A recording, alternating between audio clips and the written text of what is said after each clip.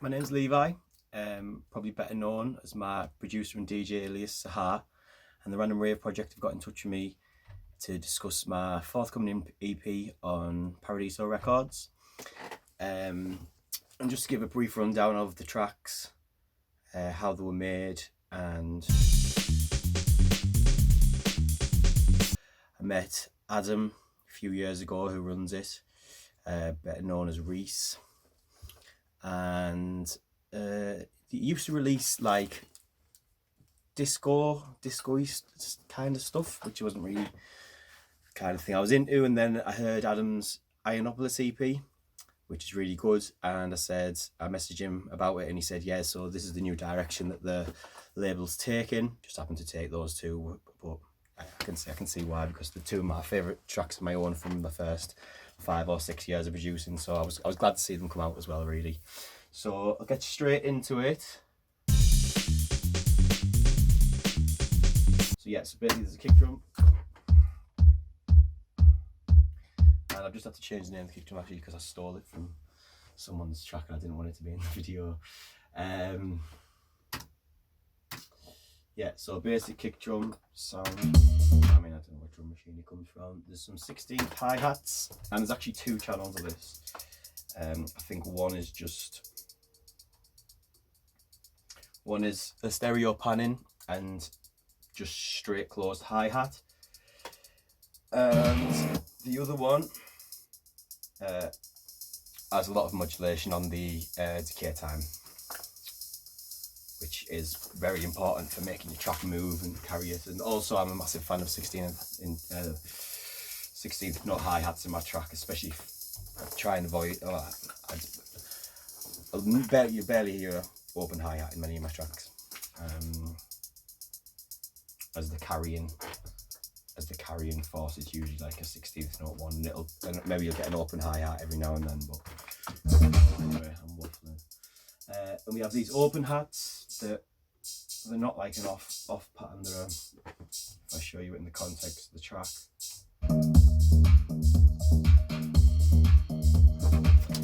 Yeah, like I say, despite there being like 26 channels or whatever I said, this is actually laid up 3 times. Is that pretty bright? That right, isn't it? Yeah, that's laid up 3 times. And that was because the original version of the track, it actually only had 1, and it sounded very, very thin and weak when I played it in a club. So I remade it with 3 open hi-hats, and they're all placed in different positions in the stereo field, and they all have different frequencies accentuated. I would show that now, but like I said, I can't because this project's from my old computer, and it's just a mix down, and it was pretty much mixed back when I originally made the track. Okay, so that's boring drum stuff. So we have this clap pattern, which is just straight 2 and 4 clap, and then at the end of every 4, 8 bars.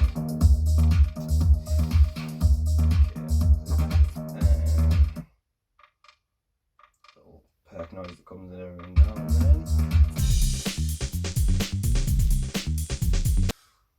So there's the lead sound, which again is doubled up 3, well, tripled up, I suppose. There's 3 versions of it. There's one that's very stereo, which wasn't originally, so when I've done the mix down before I sent it off to be mastered, I've added this, a trick that you'll probably see in every single track that I show, is this Acorn digital multiply. You'll be able to see it on the screen record anyway, but yeah, this Acorn digital multiply is a chorus, but it also has it's frequency dependent, so you have a dry and wet level, and then you have the chorus, which means you can apply chorus to all the frequencies, but you can cut off the low end, so you're not spreading all your low frequencies. I use this plugin basically on every single bass line. And actually on this one, I didn't use the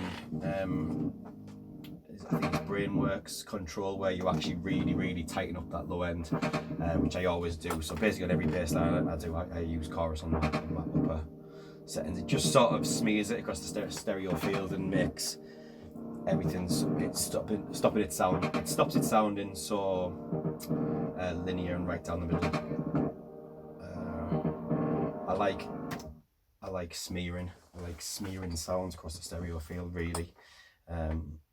Whether it's with stereo delays, stereo slapback delays, or chorus and phases. I try not to have anything just in one single place. I think in modern music, especially with the fact that pretty much every speaker system you'll hear is in stereo. I mean, people always say that club systems are in mono, but it's pretty much a lie as far as I've ever known. In clubs, you barely ever hear any club system that's still in mono. Anyway, again, waffling a little bit, but yeah. So this sound actually come from, it wasn't a synthesizer. It was Electron Rhythm Mark 1, and I couldn't even tell you actually exactly how I made it, because this was again, it was quite a long time ago, but it was basically a complete mistake. I was just sort of playing with certain settings. Sounds like it might be some sort of retrig or something, and then like maybe it's a filter or honestly I couldn't tell you, but it was one of those sounds which I think, again, it's quite important, where it sounded good at the time, and I made sure I caught it there and then, because the second you start tinkering with mistakes too quick, you don't say you get a mistake, you don't know why it's happened, but it sounds good. The second you start tinkering with it, you might get rid of the thing that made it sound good in the first place, because you weren't even entirely sure what it was. So if you get a mistake and it sounds good, it's important to get it in audio first, especially just record the full track's length worth of audio, and then after that, you know, play with it and try and make it better. But if you lose it, at least you've got that. At least you've got the original sound there. And this just goes wild, really. It starts off as like a stab, and then it kind of just evolves into this.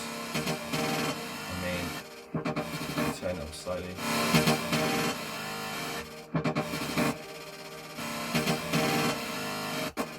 Especially on the drop.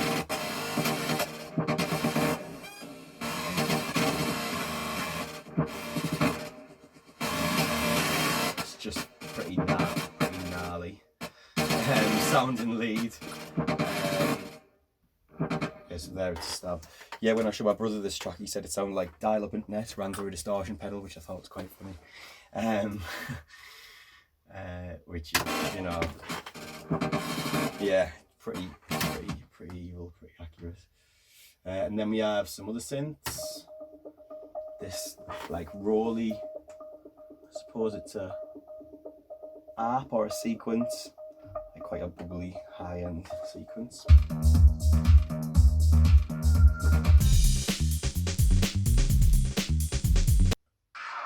That sound, which is, I don't actually think that there's any crashes in this song. That's the sound that kind of accentuates the start of a new part, which I quite like. Again, I don't know how I did it, because like I say, it's quite an old track and I can't see all the plugins and stuff. Then you have this high noise here, which I did a lot too, actually, because it was always very dry, and I realised the first time I sent this to Adam,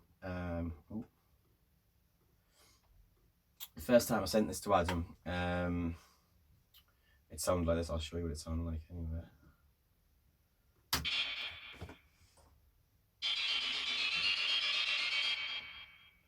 I mean, it has some delay and reverb on it actually, so it's not completely dry, but kind of stuck out like a sore thumb in the mix. It's a lot louder than that originally as well.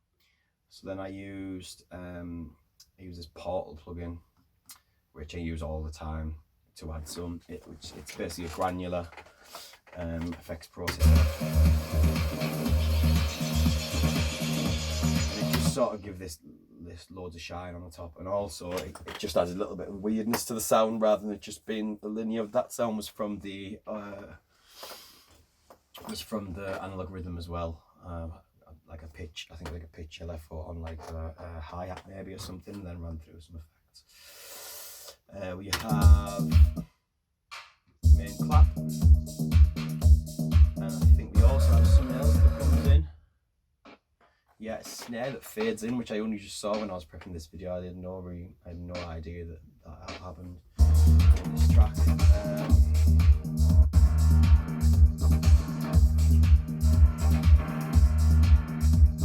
Am I missing anything?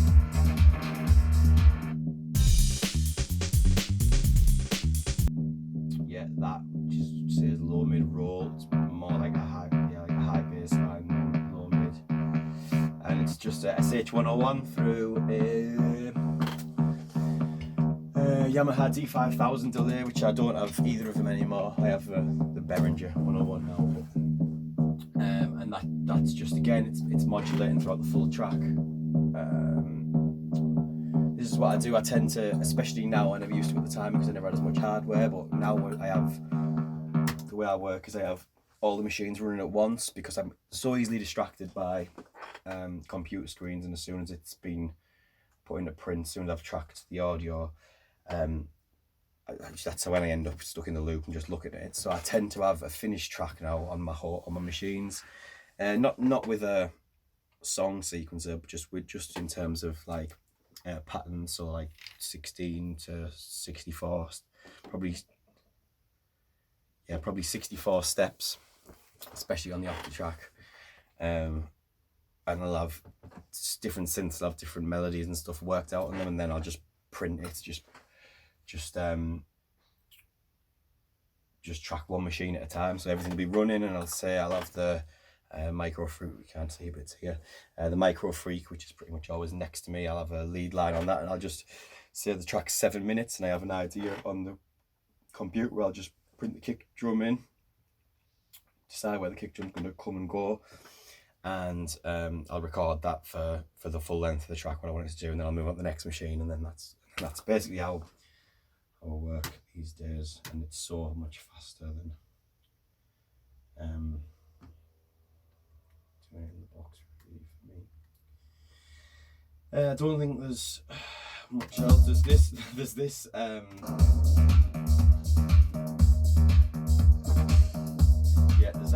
that snare there. It's called hair snare on the screen, and the reason for that is it's I think it's the sound of a hairdryer with an envelope on it, and I made a snare out of a sound of a hairdryer that was switched on. So, and then the main sounds that was used quite a lot more in the Theus Mago remix that I've just got back today, which is this vocal sound, which wasn't actually recorded vocal. It was from it was a preset sound on a Yamaha SY 35, I think it was like a big FM style keyboard, I think it is, with a joystick on the side, which I just never used. I think this is the only sound I ever got out of it, and I sold it to someone in quite far away anyway. It was like, I don't know, it's South America or something. But it's a really nice sound actually. It's probably the best sound in the track. It stands out.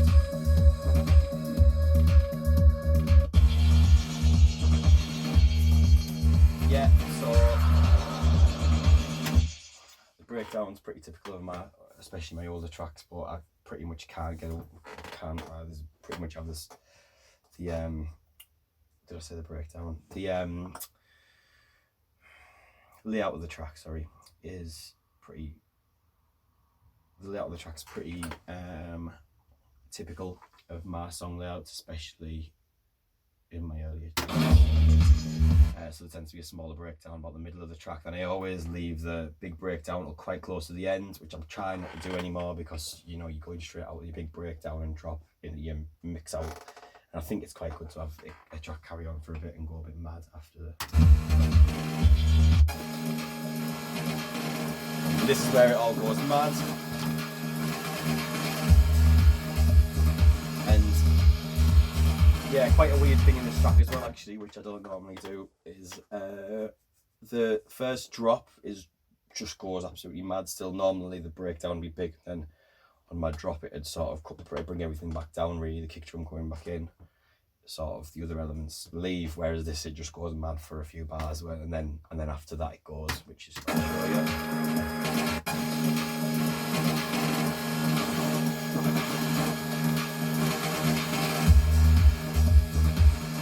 And then that's like, so it goes crazy for ages. In a club it just sounds absolutely huge, to be fair. It's like one of my favourite tracks if I want to play in a club.